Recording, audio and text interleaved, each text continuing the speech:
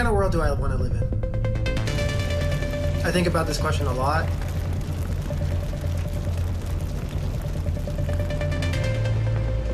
For our generation and for specifically my group of people, which is refugees, the circumstances might dismantle any vision of the future that we have.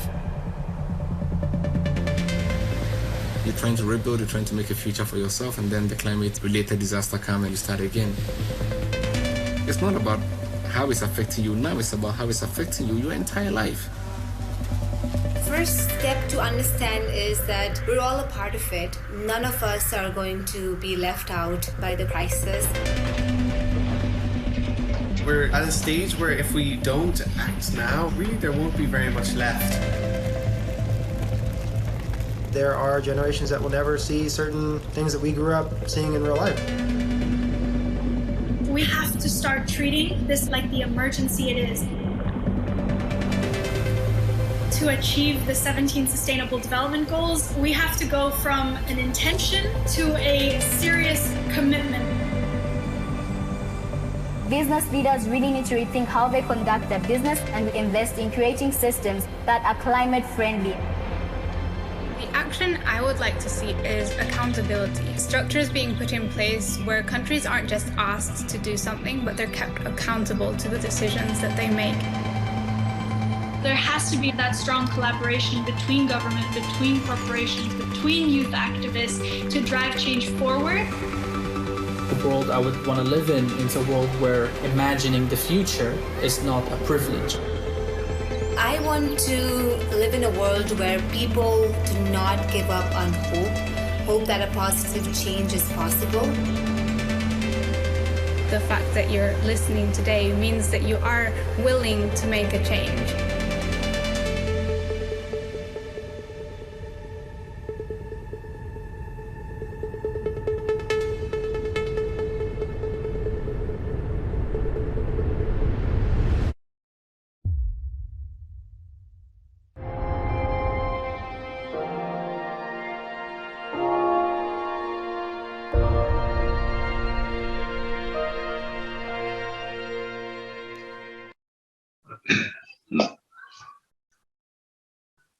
Very good.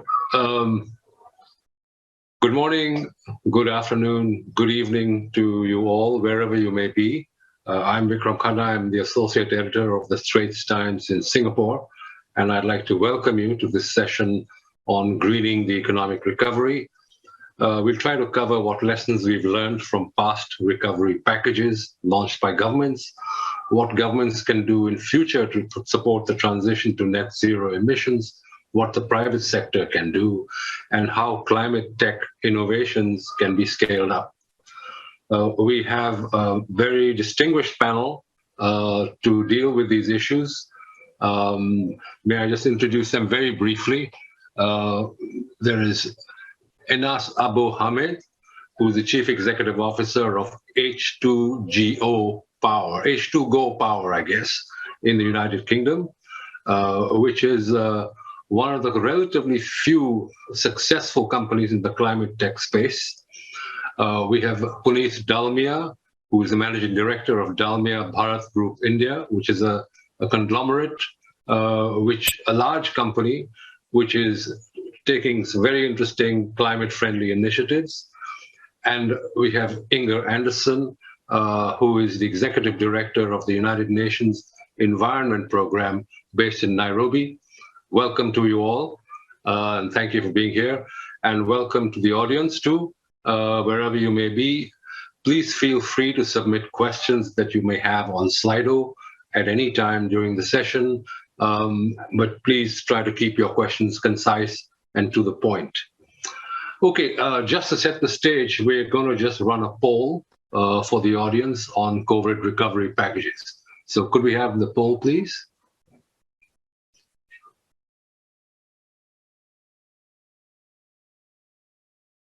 Okay, the question is, what percentage within COVID recovery packages has been allocated to environmentally positive measures? So if you can please vote.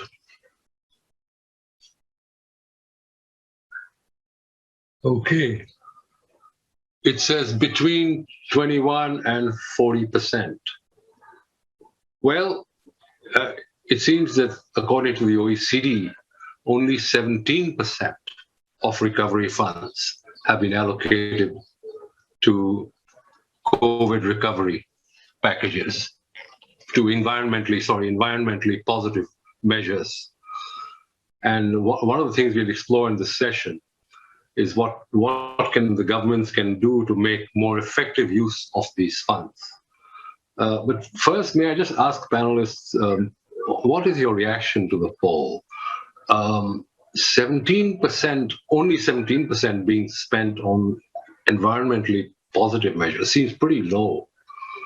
Was that a missed opportunity, or was it understandable given that a lot of companies suffered, whether they're clean or dirty, and it was a matter of survival for many companies? So is it understandable that the governments did not really distinguish very much between green and non-green when coming out with the recovery package? What do you all think?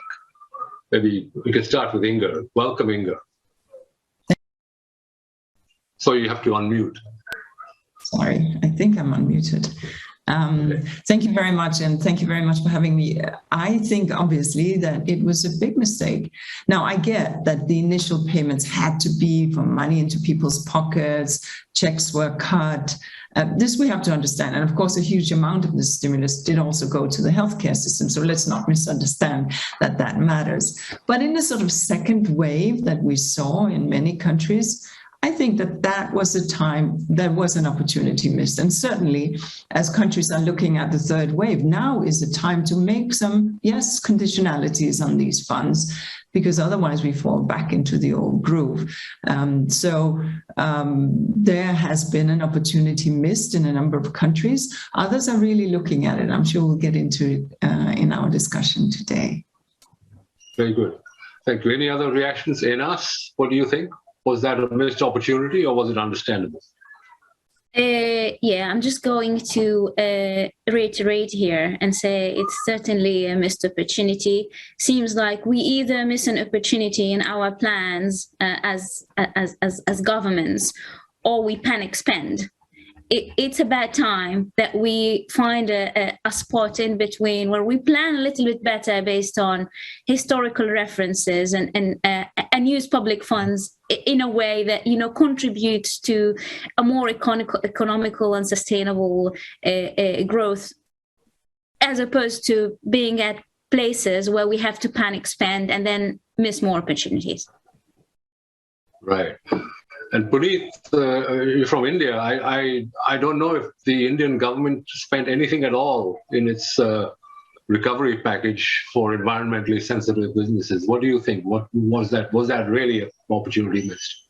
Well, I think governments are driven by public opinion, and I think this was such a catastrophic shock that people really didn't have a playbook on how to deal with it. And at that point in time, it was really all about ensuring that the marginalized sections of society are, not hurt. At least in India, I know there were migrant labor, which was going back from, cities to villages. There was not enough transportation. There was no food. So I think the basic necessities was important at that point in time. And I think even in the second wave, we really had a lot of, problems in our healthcare infrastructure where all the money was redirected. So my view is that at that point in time, where the reaction time had to be very quick, and you had to ensure that people are holding their head above water, it was the right move. However, having said that, I think there are some changes which have happened in lifestyle where people have cut business travel, like we're talking on Zoom right now. And some lifestyle changes have already been driven by COVID-19, which in some ways I think are quite structural in nature and which will sustain to some measure even post-COVID.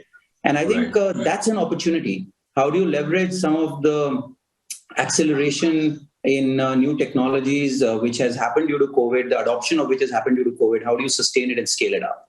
So I think there's an opportunity, but at that time, it was the right thing to do, at least in a country like India. Right. Fair enough. Yeah. So moving on from that, Inger, if I can ask you, what needs to change in the way governments support the transition to net zero? How can we ensure that the industrial policies of the future will not have the shortcomings of what they did in the past? Well, I think that, you know, we've learned a lot, haven't we? I mean, we had the 2008 economic crisis where government poured money into the economy, again, for good reason, but we need to understand that there are some clear lessons that we take away from that. And one is that you got to act fast. And here I think governments that had the fiscal space, they did act fast. And that was a good thing. All these monies, your numbers were significant then in your poll there, around 16 trillion or so. But we have to also understand it was highly inequitably spent. It was a rich spending on themselves to a large extent. But I will say that countries like Senegal or Kenya or India, which we will hear, I'm sure, from Puneet, you know, did do what they could within the space that they had, but nevertheless, act fast. A second thing is, and here I think we have fallen short, and I take away again, like Puneet said, you've got to spend on health and you've got to spend on putting money into poor people's pockets. You sort of take that out. But others that are buoying up, polluting, dirtying industries, especially in the wealthier economies, an opportunity was missed here. Because here, you know, with the NDCs for climate that they had to deliver, there was a real opportunity to make a significant gear shift. And that needs to be therefore accompanied by policy regulatory shifts, right?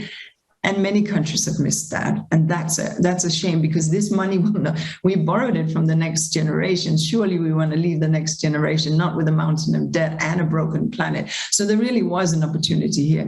I'd also say that if we understand the current, especially in wealthy countries, which is where these huge streams, these 16 trillion were largely spent, a lot of spending goes to subsidies. Now, this was a chance to make a gear shift on subsidies, both on fossil fuel subsidies as well as agricultural subsidies, which also was missed here.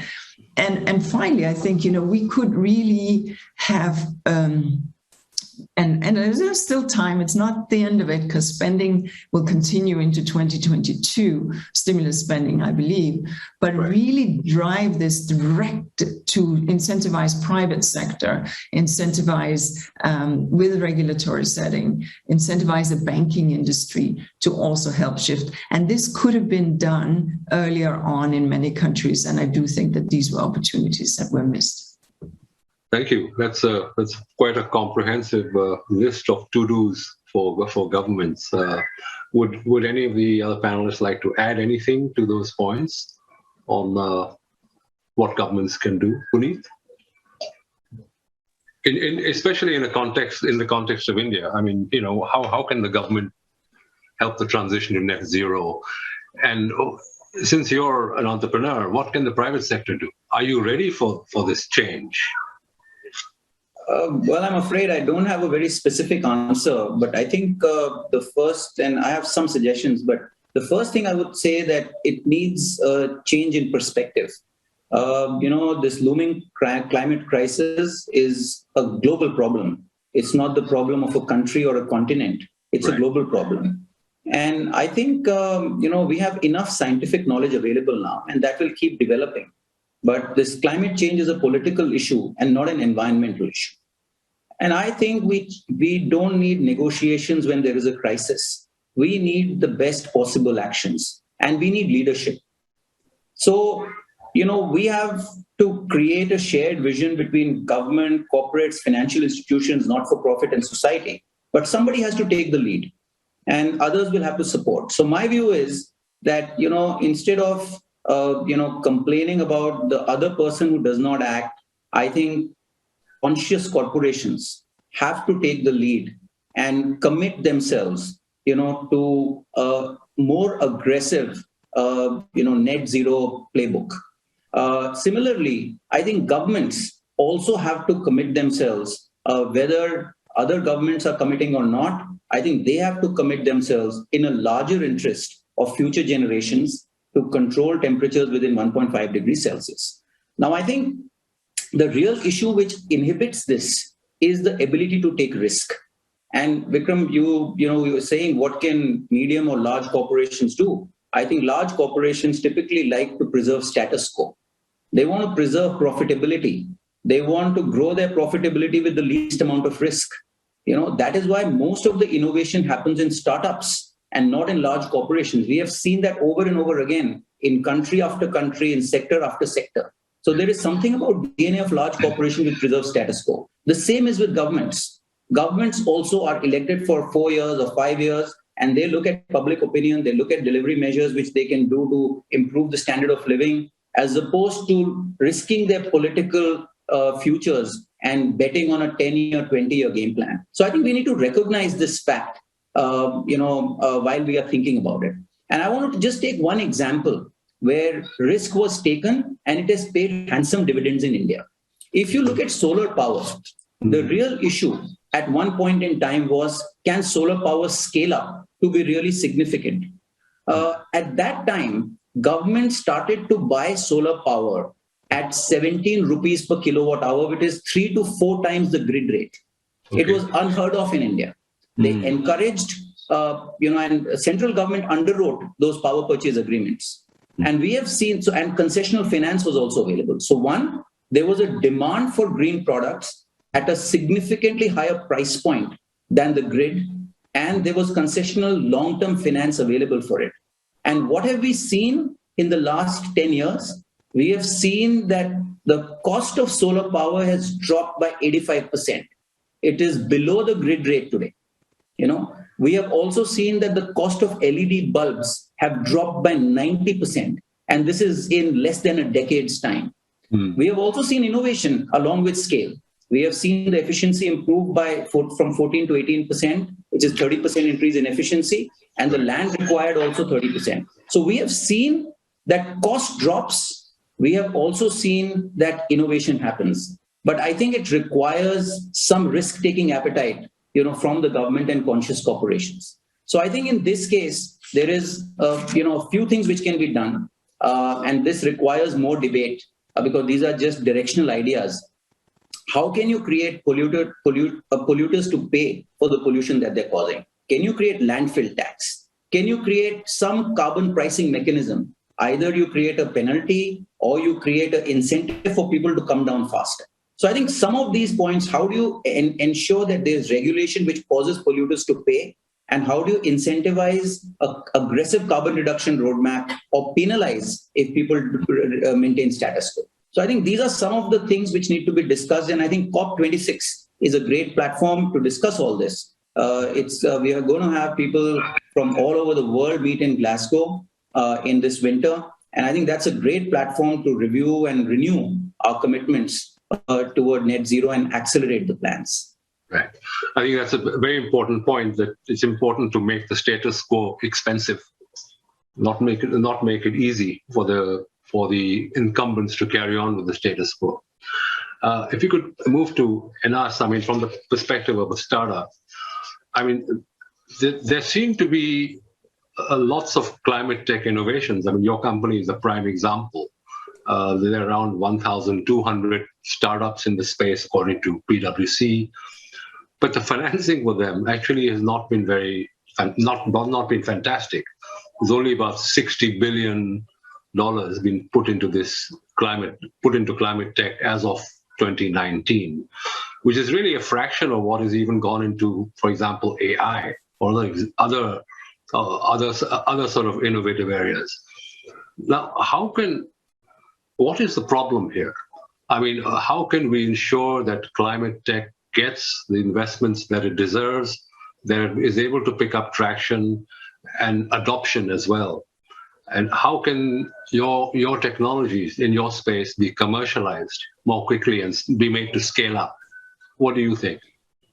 I'm very grateful that you're asking this question, because it's a very important topic to bring to the conversation of tackling climate change at the pace that we still have time to do something.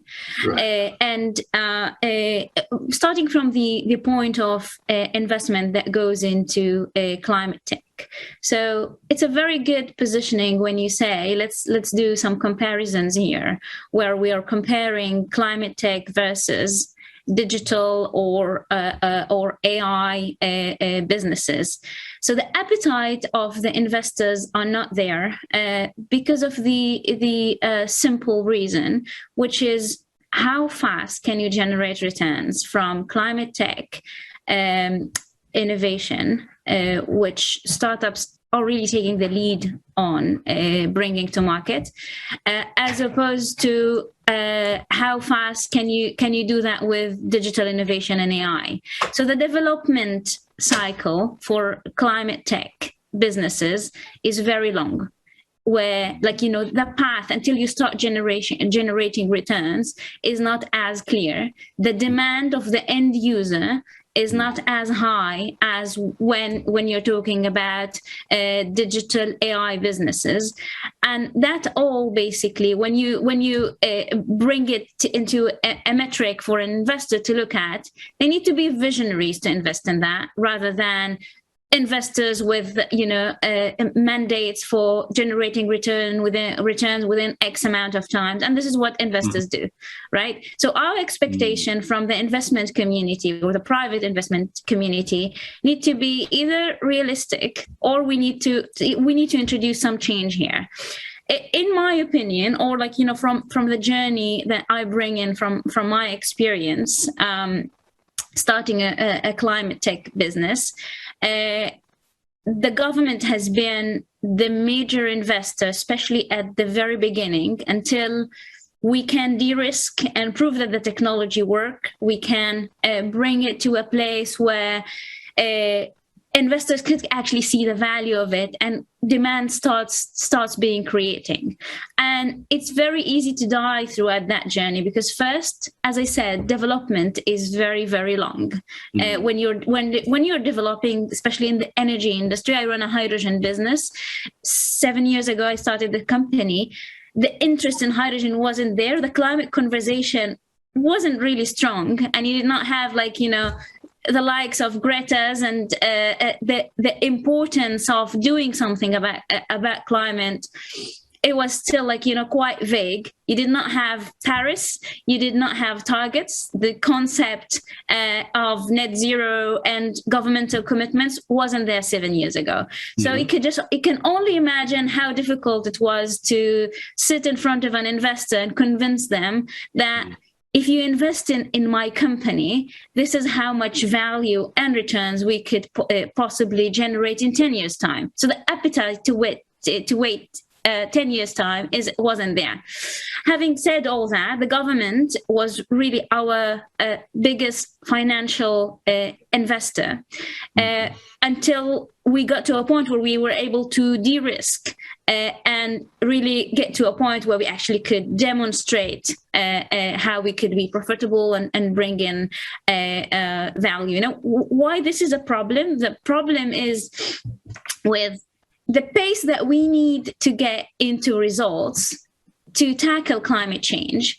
If not much innovation is coming out of corporates and incumbents, which to Puneet's point, we see a lot of innovation peaks comes from startups, because the appetite for risk is very high, or even maybe startups don't do proper risk evaluation, because they really work around concepts and results rather than evaluation of risk.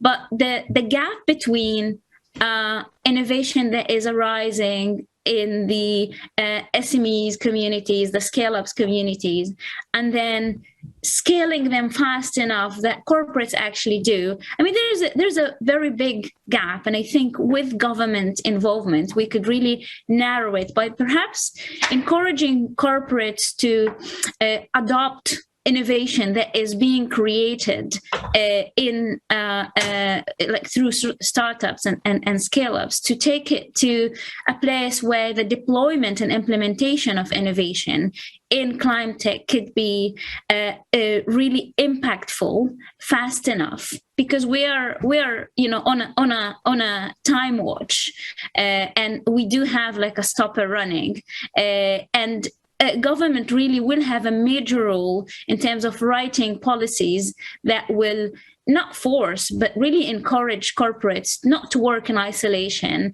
but also, encourage and take under the wing more innovative companies and make them bigger. Right.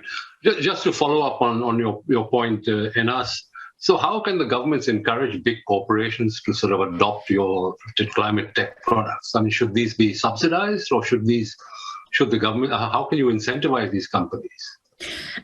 So, for example, I'm going to talk about a very specific example. So in the hydrogen industry, we're seeing a lot of large corporates announcing large initiatives, large-scale initiatives that are funded by government, which is taxpayers' money.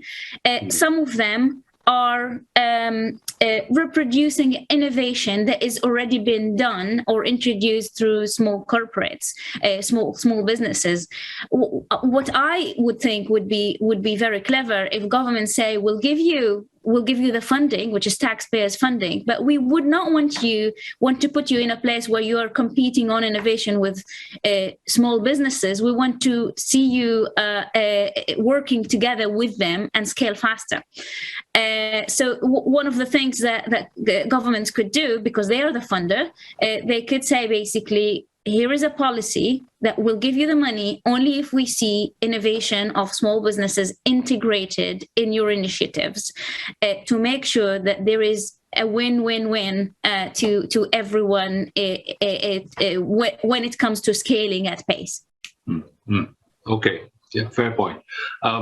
Inga, there's a question that has come up. What can governments do to encourage banks to lend to green technologies? I think you mentioned 2008, and it struck me that it is not only the governments that came out with recovery packages, but also central banks. The central banks poured in massive amounts, buying up bonds and so on. So what can banks, including central banks, do to sort of speed up the transition to zero? Well, I think we have to start where Ines left off. Banks can do a lot, but the government set the guardrails. And if the government is not setting the guardrails, then it's hard to incentivize the banks to go there just out of their philosophical or personal goodwill of the CEO. Some are, but nevertheless, look, banks go where the policy guardrails guide them, or where obvious profitability is. That's, after all, the duty of a bank. If a bank does something else, investors would not be too happy, which is why what Ines was speaking about, which are incentivizing, or what Puneet was talking about, which did include fiscal measures on pollution, etc. These two things, these levers, are at the government's disposal. And so that's where we have to begin. And just, if I may, just enter the point here. Today, the UN has issued what the NDCs say so far. And these are, remember, we promised in Paris that 5 years hence, 6 because of COVID, we would come with stretched NDCs, right? Well, when we add up the NDCs that have been submitted so far, we will land at 2.7 degrees at the end of the century. So we don't have time. We really don't have time. And we absolutely need to see a stretching. And that means governments cannot kick that can down the road. They must enact legislation. So what kind of legislation is it then? Well, we talked about the stimulus, so that's one thing where we will still see. For example, in the US, the infrastructure package is on the docket. Now, how will that then drive green infrastructure? How will that then drive climate positive? And I can assure you, the moment you put in some sweet money that is government provided, banks will be right behind it, investing in these potential real investables.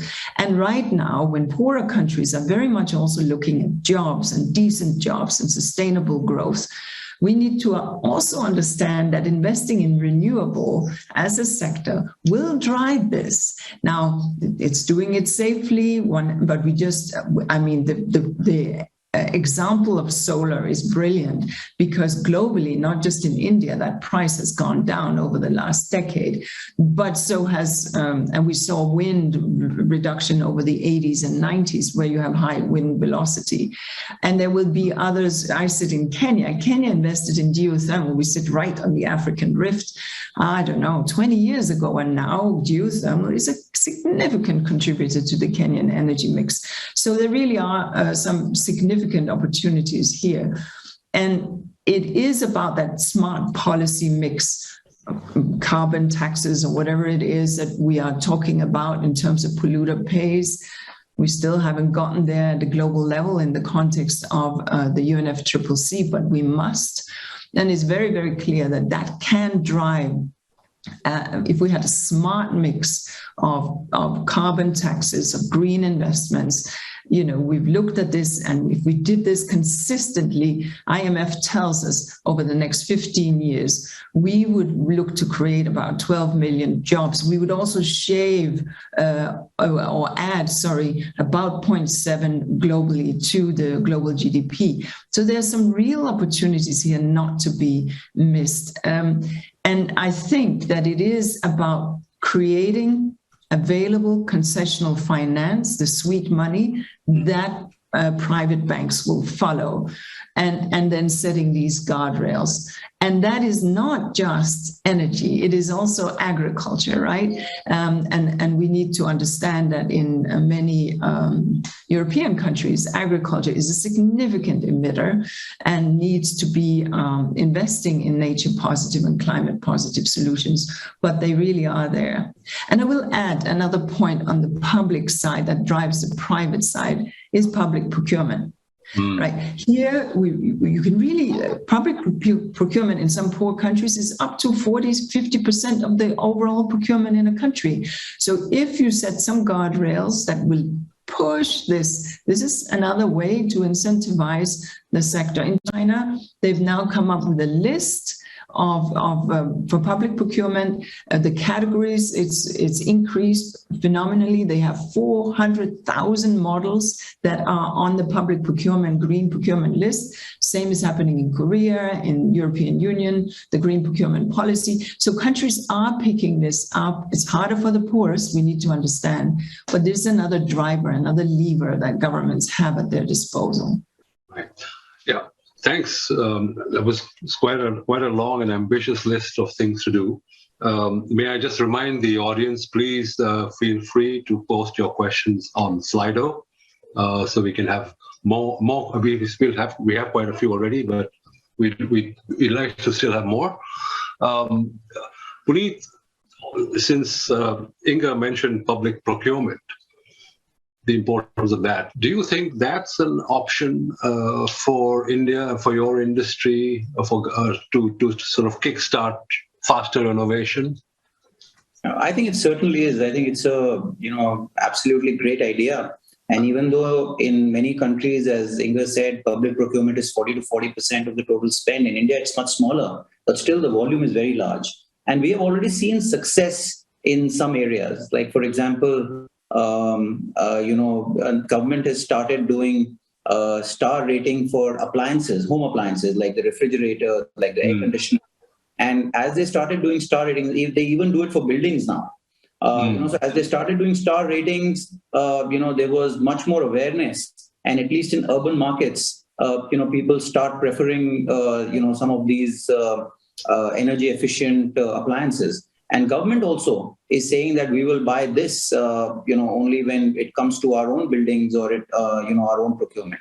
So I think we are seeing some small, success stories in this area, and it definitely leads to a change in behavior.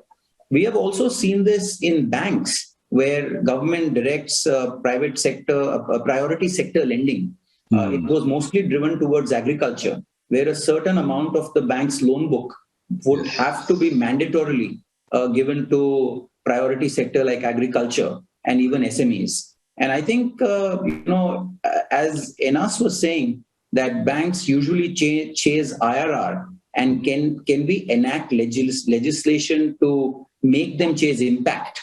And I think here I have one small idea where we have already identified hard to abate sectors like industrials, transportation, energy, and agriculture. In these sectors, can banks be incentivized to report how much innovative projects they have funded, and not just looking at IRR, but looking at how many projects they funded, first of all. Did they put management time and mind share to filter and identify projects? Whether it failed or succeeded is a second level issue, but at least how many projects they funded. And second, were those projects able to achieve some milestone? They may not have reached full commercialization, but at least one milestone. So I think if we can identify these hard to abate sectors and also give some push to banks to support them, I think it can unleash a wave of innovation. And I think, as I said, most importantly, we all have to share the risk. This is, our general DNA is to preserve status quo, but we have to all share the risk. And, I read somewhere which resonated with me like about 15, 20 years ago. The biggest risk of all is taking no risk at all. And I think, to me, that underscores the, theme which, Glasgow and COP26 and all climate change visionaries have to, ensure that, we work with that theme and take some risk. Ultimately, it is about saving the future generation in this planet.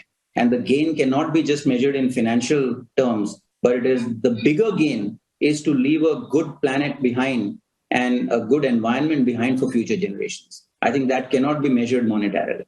So I think we have to take some risk. So just one follow-up question on banks. I mean, we've talked about carrots for banks. Carrots should be banks should be incentivized to lend to green sectors. What about sticks? They should be penalized for lending to fossil fuels or dirty sectors. I mean, in Singapore, for example, we have the banks are being stress tested on their loan. Not only the banks, but even insurance companies. The entire financial sector is being stress tested on their loan portfolios. Who are they lending to? And I think they're being pushed out of lending. So for example, they don't lend anymore to coal projects. At least the banks in Singapore don't. So I think you need sticks as well. You've got to stop the banks from lending to dirty sectors. So what do you think of that policy? Yes, Inga. I think that it's coming, and I think if we look at what Mark Carney, for example, did during his time at the UK central bank, and the way in which, in fact, we at UNEP had been working with central bank governors for quite some time, together with the IMF and others, there is really an understanding that when you do Article 4 and when you do stress testing of the financial system, that you can't lend into stranding assets or assets that will strand, 20, 30 years out. And understand this, of course, I start today planning for my coal plant. It will be built and commissioned 7 years hence. And a coal plant generally in the developing world will be alive for 50 to 60 years. So we are talking long term, and understanding, therefore, the asset mix that banks hold, and therefore the viability of their portfolio matters. And it will matter ever more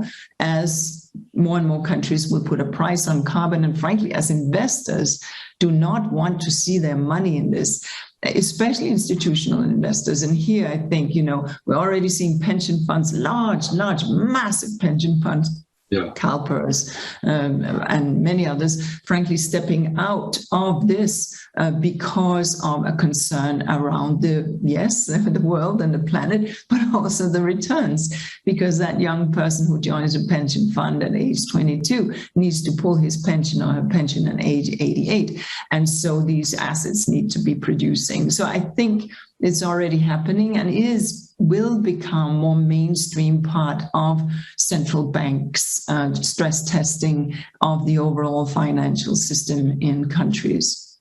Right. Very good. Yeah. Inas,